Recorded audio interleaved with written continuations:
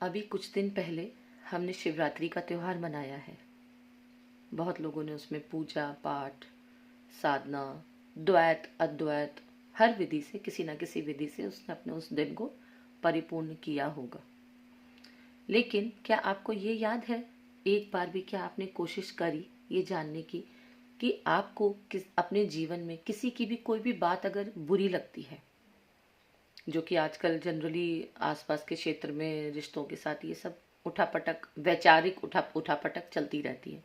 आपको किसी को किसी की कोई बात खराब लगी और आपने उसको वो बात अगर कहने की कोशिश करी, कहने का मतलब है आपने अपना गुस्सा उस पर उगल दिया, तब सामने वाला ध्वस्त हो जाएगा। कहने का मतलब है आपका जो बीच का एक ब्रिज है, कोई भी रिश्ता हो सकता है, उस ब्रिज को हम पर्टिकुलर किसी एक रिश्ते का नाम नहीं देंगे, बीच में आपका जो भी ब्रिज है, कोई भी रिश्ता है, वो चीज़ ध्वस्त हो जाएगी। और यदि उस पॉइजन को आप अपने भीतर ले जाओगे, अपने अंदर उतार लोगे, तब आप ध्वस्त हो जाओगे। राइट? बाहर निकाला तो सामने की चीज़ गई, क्योंकि आजकल किसी के पास इतनी फुर्सत नहीं है कि कोई किसी को भी सेकेंड टाइम दे। राइट? और हम भी नहीं देना चाहते किसी को सेकेंड टाइम। एक बार में परखते, एक ही बार में इन या आउट कर देते हैं। राइट? क्योंकि ये लोगों का ना बड़ा शॉर्ट टर्म नज़रिया हो चुका है, 2 minutes noodle, but life is not that. और अपने अंदर यदि उतार लिया तो हम ध्वस्त, हम ख़त्म।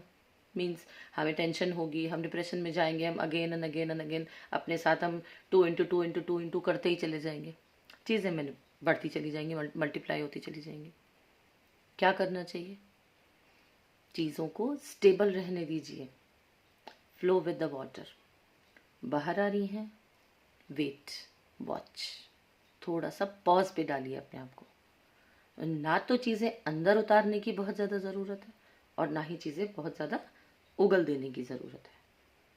थोड़ा सा पानी को वहाँ पर ठहरने दीजिए। और जब आपने शिवरात्रि अभी अभी अटेंड करी है, आपने शिवरात्रि अभी अभी सेलिब्रेट करी है, तो इन एंड आउट कहीं से तो आपने फील किया होगा ना। जो लोग साधक होते हैं वो अंदर की जर्नी जानते हैं, जो लोग शायद डेली की साधना नहीं करते हैं वो आउटर जर्नी जानते हैं, किसी भी फॉर्म में, बट स्टिल हम अपने इष्ट से जुड़े होते हैं, अपने शंभू से हम जुड़े होते हैं। तो बेटर ये है कि अपने शंभू से जुड़िए और वहीं पर ये चीज़ों को स्थगित कर दीजिए कुछ देर के लिए, कुछ दिनों के लिए, ज़रूरत पड़े तो कुछ महीनों के लिए भी।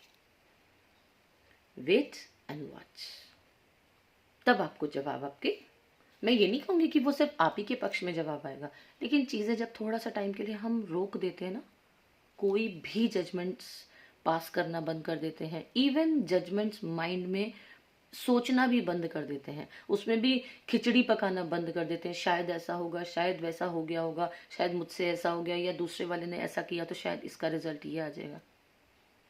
Stop, pause, dot dot dot dot dot, बस जवाब मिलना शुरू हो जाएंगे। विश्वास मानिए, कभी कभी चीज़ों को एज इट इज़ छोड़ देने से भी चीज़ें सॉल्व होने लगती हैं। नमः शिवाय।